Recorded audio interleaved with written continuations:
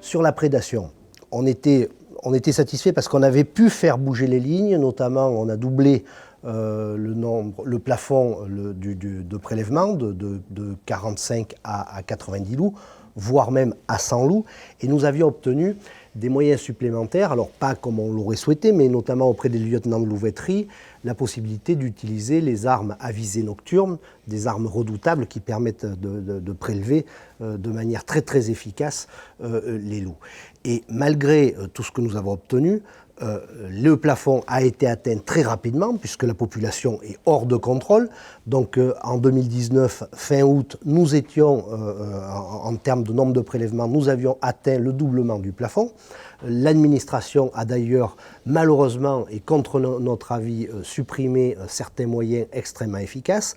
On voit qu'en début d'année, ils tentent de supprimer également, de peur à ce qu'on obtienne ce qu'on atteigne le plafond rapidement. Ils viennent de supprimer, notamment au lieutenant de louveterie, les armes à visée nocturne, ce que nous réfutons. Nous souhaitons qu'ils soient remis en place immédiatement d'ailleurs. Nous souhaitons à ce qu'au niveau des cœurs de parc, il y ait les mêmes moyens qu'au niveau de tout le territoire. Nous refusons toute gestion différenciée. Tout loup sur tous les territoires, ce n'est pas de notre faute si effectivement cet animal réussit à recoloniser toute la France peu à peu.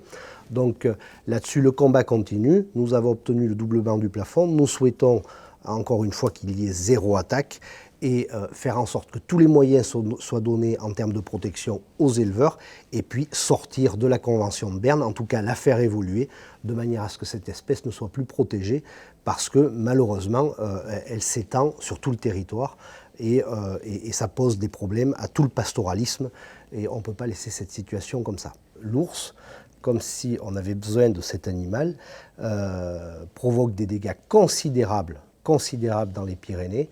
Et là également, on attend des réponses de l'État par rapport à ce sujet.